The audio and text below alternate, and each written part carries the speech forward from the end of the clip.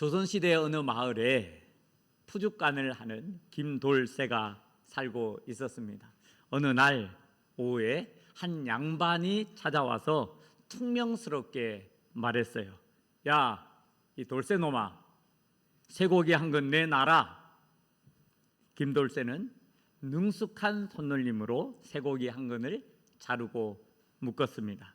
그러는 동안에 한 아낙네가 찾아와서 부드럽게 말을 건넸어요. 김서방, 돼지고기 한 근만 썰어 주시구려. 김돌쇠는 다시 칼을 잡아 돼지고기를 잘랐습니다. 그런데 양반이 주문했던 쇠고기보다 훨씬 큰 겁니다.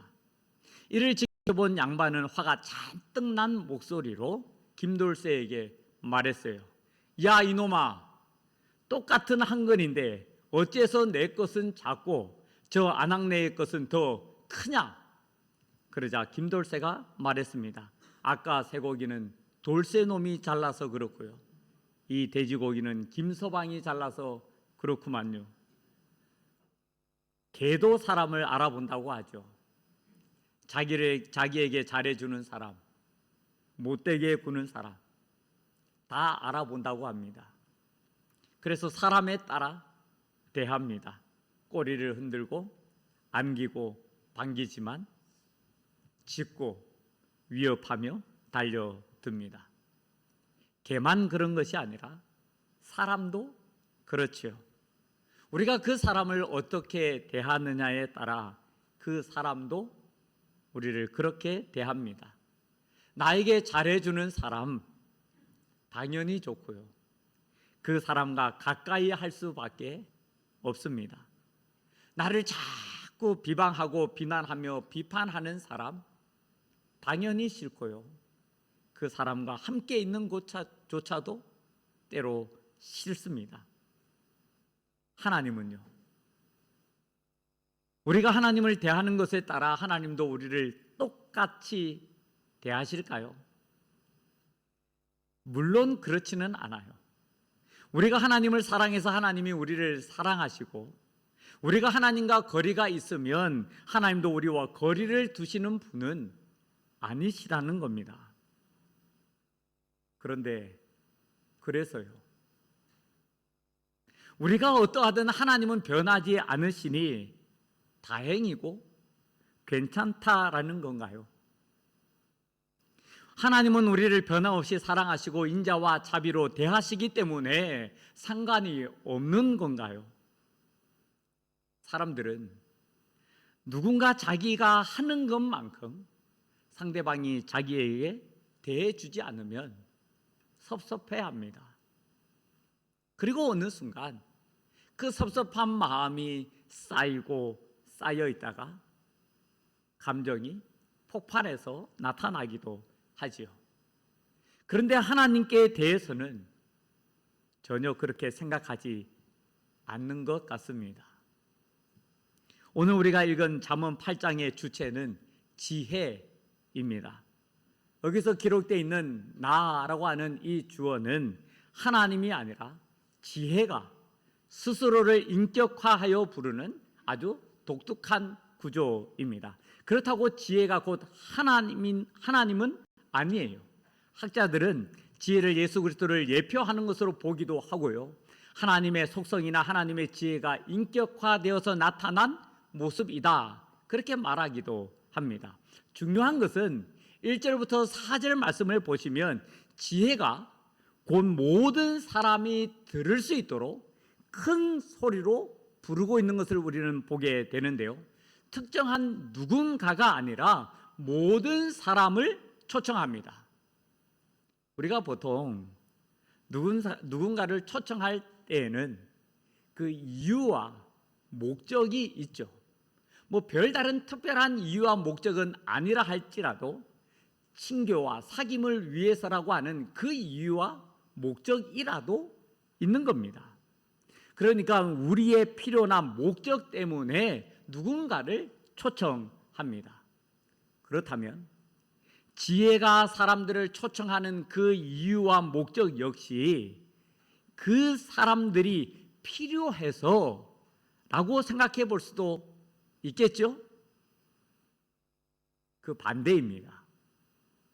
지혜가 사람들이 필요해서 초청하는 것이 아니라 사람들에게 나 지혜가 꼭 반드시 필요하다라는 겁니다.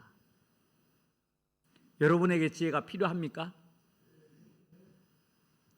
사물의 도리나 이치를 잘 분별하는 정신 능력이 지혜이죠. 나이가 얼마가 되었든 지혜가 필요하지 않은 사람 아무도 없습니다. 누구든지 지혜로운 사람이 되기를 원합니다. 그렇죠? 그래서 지혜가 초청하는 겁니다. 나를 얻고 나를 가지라는 겁니다. 이를 얼마나 원하느냐?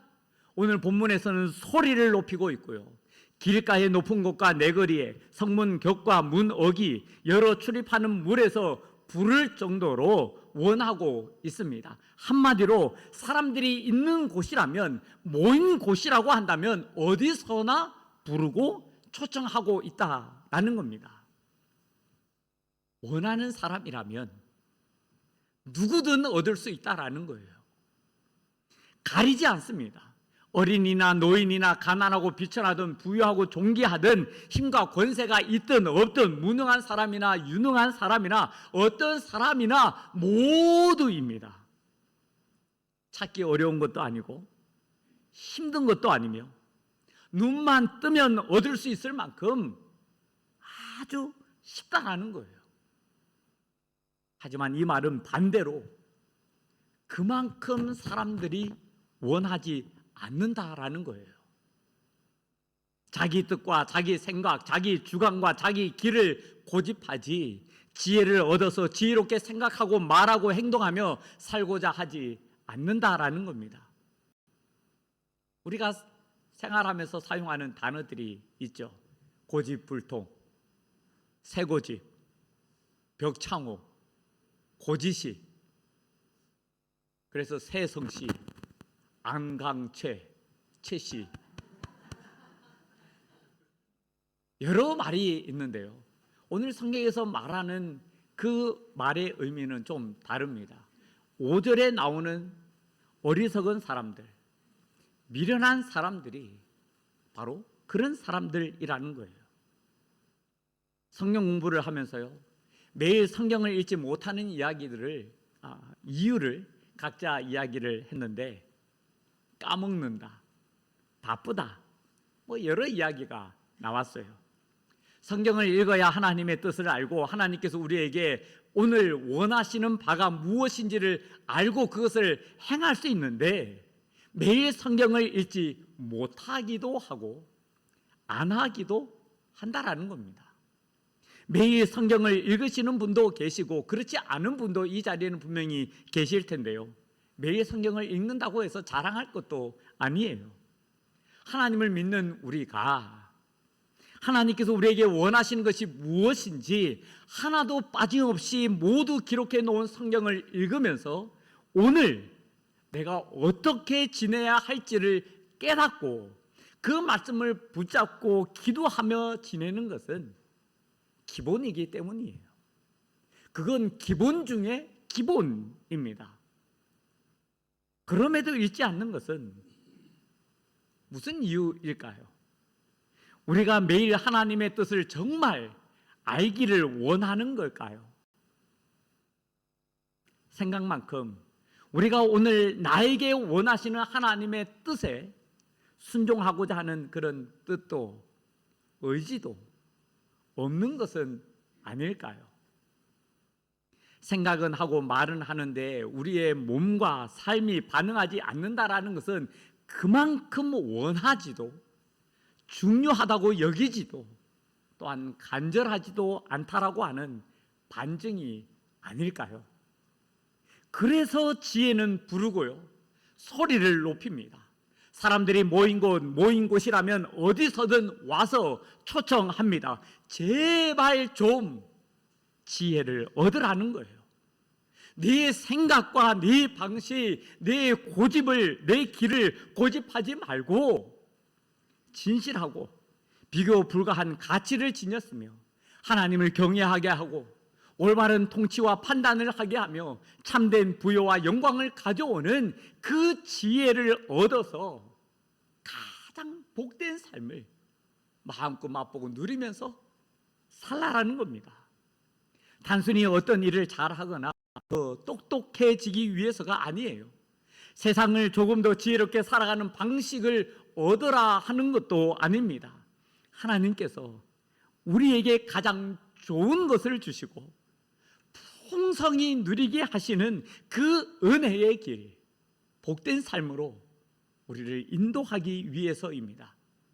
하나님께서 우리에게 원하시고 바라시는 가장 기뻐하시는 삶을 살게 하기 위해서는 이 지혜가 필요하기 때문이에요. 우리의 관심이 여기 있지 않습니까? 우리를 향하신 하나님의 뜻이 무엇인지 알고 그 하나님의 뜻대로 행하며 사는 것에 여러분의 관심이 있지 않습니까? 그렇게 살면서 하나님께 주시는 은혜와 복을 받아 누리고 약속하신 풍성한 삶을 살고자 하는 것 아닌가요? 맞습니까? 그래요. 그런 줄로 압니다. 그러면 지혜의 초청에 귀를 기울이시고 응답하십시오. 원한다고 하는 생각과 말만 하지 말고 진실로 원하고 간절히 원하며 그 지혜를 얻고자 하십시오. 그리고 꼭 얻으세요. 얻으시로 하나님의 뜻대로 사시고 하나님께서 여러분에게 주시는 그 복을 누리며 사세요. 꼭 그렇기를 바랍니다. 여기 계시는 한 분도 빠짐없이 지혜를 얻으시고 하나님의 뜻대로 살며 풍성한 삶을 누리시기를 축복합니다. 우리가 지혜를 얻어야 하는 이유는 또 있습니다. 그리스도는 하나님의 능력이요 하나님의 지혜니라. 신약 성경에서 예수 그리스도를 하나님의 지혜다 그렇게 표현하고 있어요. 정리해보죠.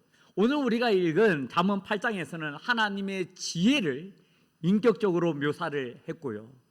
제가 방금 읽어드린 고린도전서 1장에서는 예수님이 하나님의 지혜를 가장 완전하게 나타내신 지혜의 구현이며 성취라고 말하고 있습니다. 이 논리에 따라 우리는 지혜가 의도하는 바가 무엇인지를 분명히 알게 되는데요. 하나님의 지혜는 우리를 예수님께로 인도한다라는 겁니다. 다르게 말하면 하나님의 지혜가 있어야지 우리가 예수님을 알 수 있고요. 예수님을 사랑할 수 있고요. 예수님을 따를 수 있습니다. 오늘 우리가 읽은 본문 17절입니다. 나를 사랑하는 자들이 나의 사랑을 입으며 나를 간절히 찾는 자가 나를 만날 것이니라. 아멘. 지혜를 사랑하는 사람들이 지혜로부터 사랑받고요. 지혜를 간절히 찾는 사람이 지혜를 만날 수 있습니다. 이와 관련해서 아주 흥미로운 말씀이 하나 있습니다. 나를 사랑하는 자는 내 아버지께 사랑을 받을 것이요 나도 그를 사랑하여 그에게 나를 나타내리라. 아멘. 한번 이 두 말씀을 비교해서 살펴보시죠. 자, 넘겨주세요. 네. 자, 잠언 8장에서는 지혜가 나라고 했죠. 그러니까 지혜를 사랑하는 자들이 지혜의 사랑을 받는다라고 이야기하고 있고요. 예수님께서는 예수님을 사랑하는 그 사람이 누구에게? 하나님께 사랑을 받는다 그렇게 말씀하고 있습니다. 그리고 또한 지혜를 간절히 찾는 그 사람이 지혜를 만난다라고 했고요. 예수님께서는 자기를 사랑하는 그 사람에게 나를, 예수님을 나타내신다, 만난다 그렇게 말씀하고 있습니다. 이를 종합해 보게 되면 지혜를 사랑하는 사람은 그대로 보여주세요. 지혜를 사랑하는 사람은 지혜의 인도로 예수님의 사랑을 받는 자리로 가게 되고요. 지혜를 얻고자 간절히 찾는 사람이 지혜의 완성이신 예수님을 만나게 된다라는 겁니다.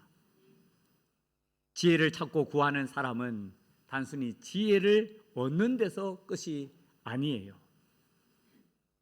참된 지혜의 근원이신 하나님께 나아가게 되고요. 하나님의 지혜가 육신이 되어 오신 예수 그리스도를 만나게 되는 겁니다. 그리고 예수님 안에서 진정한 사랑을 경험하면서 그 안에서 풍성한 삶을 누리게 되는 겁니다. 다시 말해, 지혜가 없다면 하나님께 나아갈 수 없고요.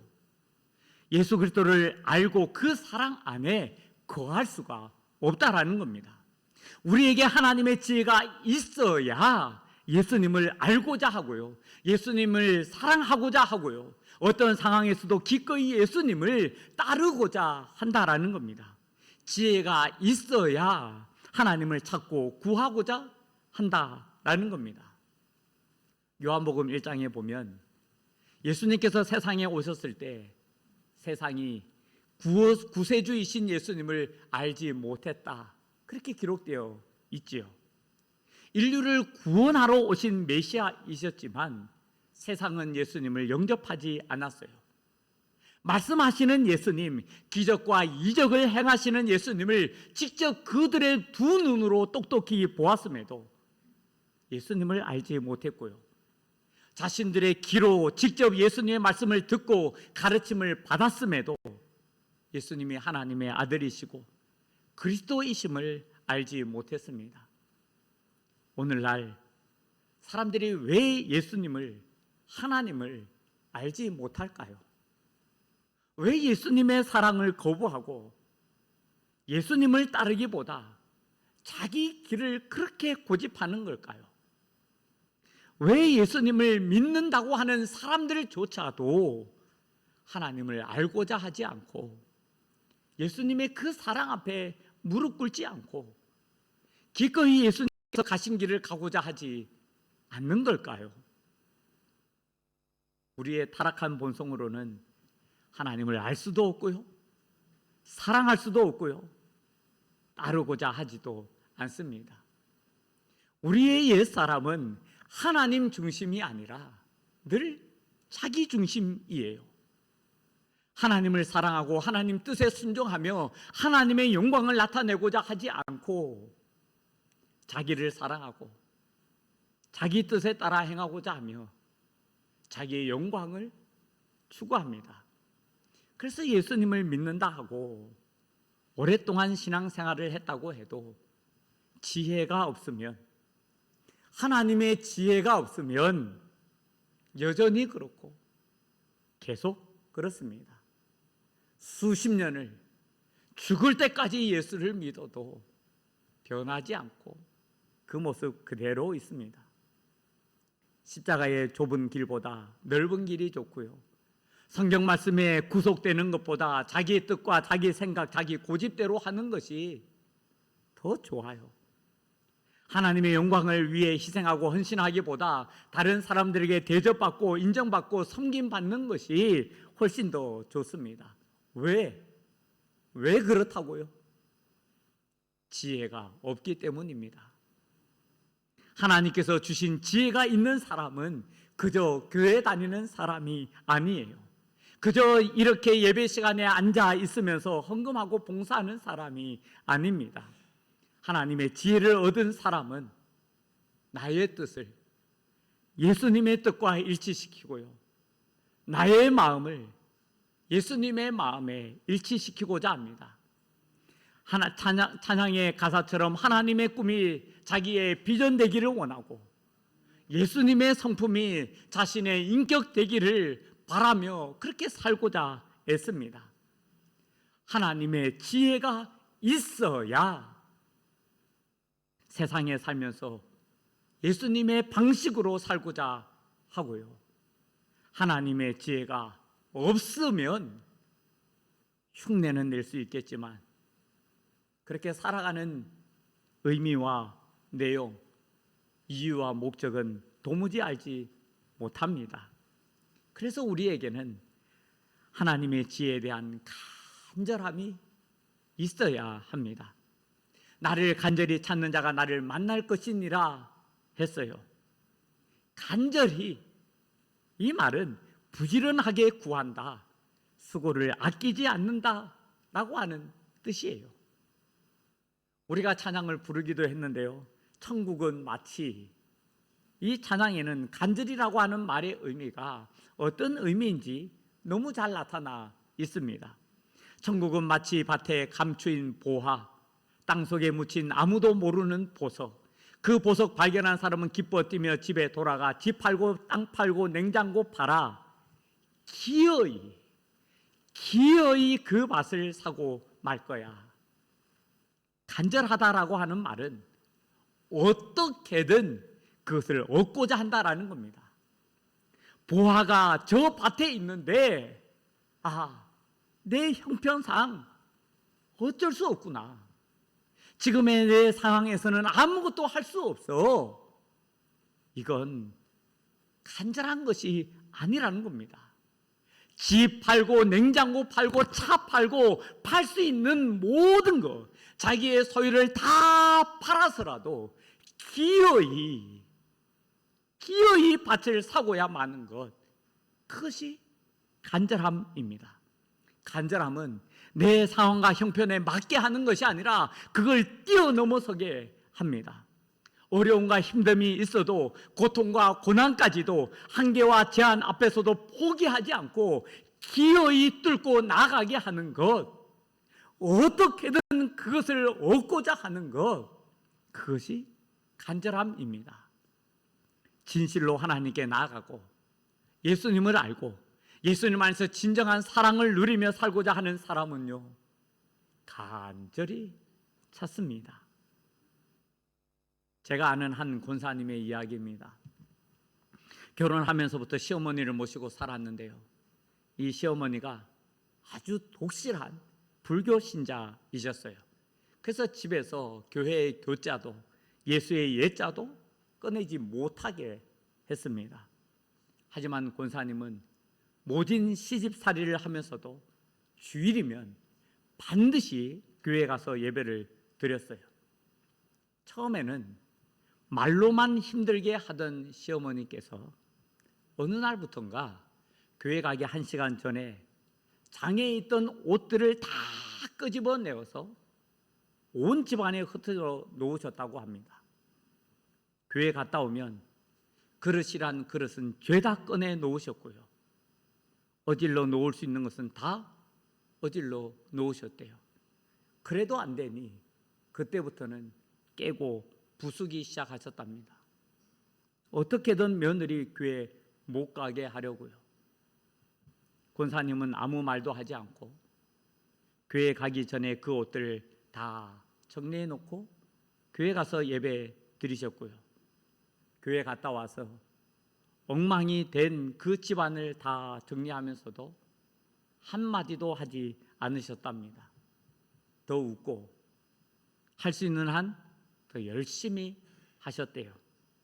그렇게 20여 년을 살자 드디어 시어머니께서 나도 너 따라 교회 가겠다 하셨고요. 그렇게 해서 그 시어머니를 제가 만났을 때 그 시어머니는 저에게 이렇게 이야기하셨어요. 이렇게 좋으신 하나님을 왜 그리 못 믿게 했는지 모르겠다고. 권사님은 간절했습니다. 교회에 가는 것도 간절했고요, 시어머니를 구원받게 하는 것도 간절했어요. 어떤 일이 있어도 포기할 수 없었고요, 멈출 수가 없었습니다. 권사님의 표현에 따르면 꾸역꾸역 어떻게 해서든 교회를 갔고요, 마침내 하나님께서는 시어머니를 구원하시는 놀라운 은혜를 그 가정에 베풀어 주셨습니다. 누가 하나님의 지혜를 얻어 하나님을 만나는 자리에 가겠습니까? 어떤 사람이 하나님의 뜻에 따라 살면서 하나님께서 의도하신 은혜와 복을 받아 누리며 살겠습니까? 간절히 찾는 사람입니다. 하나님의 지혜를 간절히 찾는 사람이 예수님을 알고 결국은 예수님 안에서 진정한 사랑을 경험하면서 풍성한 삶을 누리게 되는 겁니다. 하나님을 간절히 찾으라는 것이냐? 맞습니다. 기어이 얻고자 하는 것처럼 간절히 찾으시라는 거예요. 하지만 알아야 할 것, 절대 잊지 말아야 할 것이 있습니다. 사실 성경 전체의 메시지도 그렇고요, 오늘 본문도 간절한 쪽은 하나님의 지혜이고 하나님이십니다. 부르고 초청하는 것은 지혜이고 하나님이세요. 우리가 찾고 부르짖는 것이 아닙니다. 그래서 지혜가 먼저 와서 부르고 초청하고 있는 것이고요, 우리를 먼저 사랑하셔서 찾아오셔서 사랑하신 하나님이십니다. 우리보다 우리를 먼저 사랑하셨고요, 우리를 사랑하시되 누구보다도 우리를 향해 간절하셨기에 기어이 얻고자 하셨습니다. 그래서 자신의 생명까지 아낌없이 내어 주시면서 사랑하신 하나님이십니다. 그 하나님을 우리도 사랑하자라는 거예요. 우리를 향해 간절하신 하나님을 우리도 간절하게 찾고 구하자라는 겁니다. 기어이 우리를 얻고자 자신의 생명까지도 내어놓으셨던 그 하나님을 향해 우리도 그렇게까지 기어이 사랑하며 살자라는 겁니다. 설교 서두에 개도 사람도 자신을 사랑하는지 아닌지 안다고 했죠. 우리의 중심을 보시는 하나님, 심령을 통찰하시는 하나님은 더 잘 아십니다. 하지만 하나님께서는 우리가 하나님을 사랑하는 만큼 우리를 사랑하시거나 우리가 하나님과 거리를 두는 것처럼 우리와 거리를 두지는 않으십니다. 하나님은 끝까지 사랑하시고 늘 함께 하세요. 그렇기 때문에 하나님을 사랑하고 간절히 찾으면서 하나님의 사랑을 잊고 하나님 만나는 삶을 우리도 살자라는 겁니다. 하나님의 지혜를 구하고 원하고 찾으면서 하나님의 뜻을 알고 자기 뜻과 자기 고집을 꺾고 하나님 중심의 삶을 살자라는 겁니다. 하나님의 지혜가 부르는 초청에 응답하면서 하나님께서 주시는 복을 받아 풍성한 삶을 마음껏 누리며 살자라는 겁니다. 간절히 찾는 사람 되어서 하나님 사랑 안에 거하고 예수 그리스도를 따르는 그 삶을 살자라는 겁니다. 여기 우리를 향하신 하나님의 간절한 음성이 있습니다. 지혜가 부르지 아니하느냐, 명철이 소리를 높이지 아니하느냐, 그가 길가의 높은 곳과 내거리에 서며 성문격과 문 어기와 여러 출입하는 문에서 불러 이르되, 사람들아 내가 너희를 부르며 내가 인자들에게 소리를 높이노라. 나를 사랑하는 자들이 나의 사랑을 입으며 나를 간절히 찾는 자가 나를 만날 것이니라. 이 음성에 반응하고 아멘으로 화답하기를 축복합니다. 입으로만이 아니라 삶으로 응답하시기를 축복합니다. 하나님의 지혜로 우리 중심의 모든 고집을 꺾고 부수고 무너뜨리며 하나님의 뜻을 세우고 이루며 사는 기쁨과 즐거움을 누리시기를 축복합니다. 간절히 구하고 찾으면서 예수님을 알고 따르는 그 풍성한 삶을 사랑하는 성령의 식구들이 다 누리시기를 간절히 축복합니다. 우리 이 시간 함께 찬양하며 우리 오늘 들은 말씀에 따라 그렇게 고백하기를 간절히 바라고 원합니다.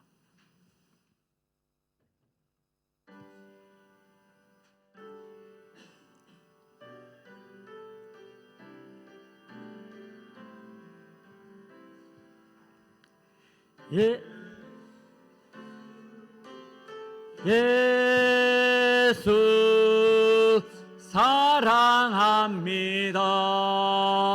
사랑합니다. 온 마음 다하여 오직 주님 한 분만 간절히 더 원합니다. 예수 사랑합니다. 사랑합니다. 온 마음 다하여 오직 주님 한 분만 간절히 더 원함이. 다시 한번 고백할까요? 예수 사랑합니다. 예수 사랑합니다. 사랑합니다. 온 마음 다하여 오직 주님 한 분만 간절히 더 원합니다. 넘쳐나네 넘쳐나네 넘쳐나네. 주를 향한 내 속의 갈망이 주님께로 날 이끌어 주소서. 주님을 더 원합니다. 넘쳐나네 넘쳐나네 넘쳐나네. 주를 향한 내 속의 갈망이 주님께로 날 이끌어 주소서. 주님을 더 원합니다. 넘쳐나네 넘쳐나네 넘쳐나네. 주를 향한 내 속의 갈망이 주님께로 날 이끌어 주소서. 주님을 더 원합니다.